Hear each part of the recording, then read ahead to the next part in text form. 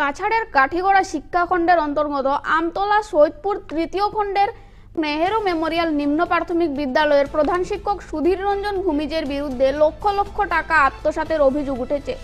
অভিযোগ অনুযায়ী mid day meal প্রকল্প ও বিদ্যালয় সংস্কারের জন্য বরাদ্দকৃত অর্থ সঠিকভাবে ব্যবহার না করে তিনি ৯/৬-এর মাধ্যমে তা আত্মসাৎ করেন এবং বিষয়টি শিক্ষা বিভাগের নজরে আসার পর কাঠিগড়া শিক্ষাখণ্ডের দায়িত্বপ্রাপ্ত কর্মকর্তা কালাইন থানায় অভিযোগ দায়ের করেন।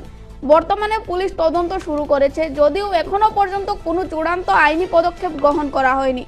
বিদ্যালয় পরিচালনা কমিটির একাংশ এবং একাংশ অভিভাবকদের অভিযোগ, দীর্ঘদিন ধরে আর্থিক অনিয়ম চলছিল, তবে কেউ প্রকাশ্যে কিছু বলতে সাহস পাননি।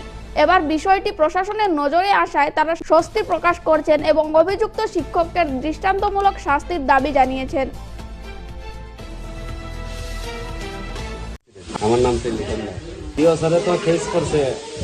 আমার যে আগের হেডমাস্টার আসলো তাই এমডিএম খাওয়ায় না বাচ্চারে, পরে ইনফ্রাস্ট্রাকচারের কাম কাজ কোনো কিছু করে না, পরে খুলনা প্রেসিডেন্টের তৈলিয়া অ্যাকাউন্ট থেকে পয়সা উদ্দল করিয়া আত্মসাৎ করিলা। আগে প্রেসিডেন্টের নাম বিবেকানন্দ দাস, আমার নামও পর্যন্ত আপডেট করছে না।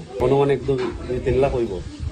কেলেঙ্কারি হয়েছে তো যে রান্নাঘরের ইনফ্রাস্ট্রাকচারের কাজ কোনো কিছু করছে না, পয়সা খাওয়া যাইছে ওটা। তার পয়সা প্রথম 25,000 টাকা খাইছে, 1 টাকারও কাজ করছে না। এরপরে বাচ্চারা এমডিএম খাওয়াইছে না 6 মাস একলগে।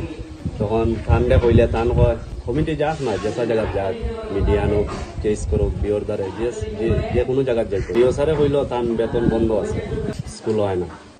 আমরার দাবি তৈল বিও স্যারের সব রিপোর্ট বার করিয়া দিছে ব্যাংক থেকে। এরপরে কেস লাগাইছে, এখন কেসে আইনে দেখবো।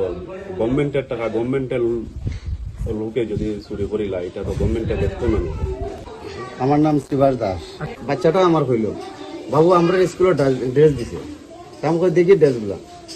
দেখার পরে সাইডে যখন লাগাইছে, আমি কাছে বাবা বাচ্চাটা ড্রেসগুলো লাগাইছেন, তখন লাগানির বাদে ড্রেসগুলো অন্য উঠিয়ে দিয়েছে।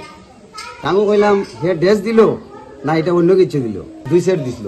এমনি ঠিক আছে 2 সেট দিছে, কিন্তু ড্রেসগুলো একুরেট হয়েছে না, মাপের হয়েছে না। তখন আমি তারে ফোন লাগাইছি প্রেসিডেন্টে, আমি যে চলো স্কুলে যেতাম।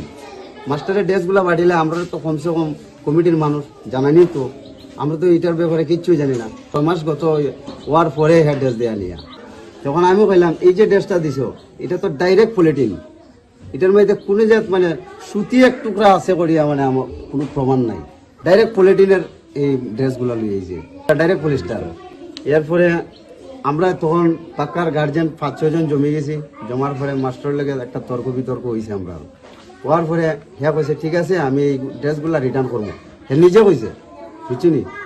এরপরে হিতা গাইড ভুল করিয়া যেগুলো মানুষ দিয়ে নিছে, নেওয়ার পরে আর কোনো ভাবতা নাই ড্রেসে, আর ড্রেস দিছে না।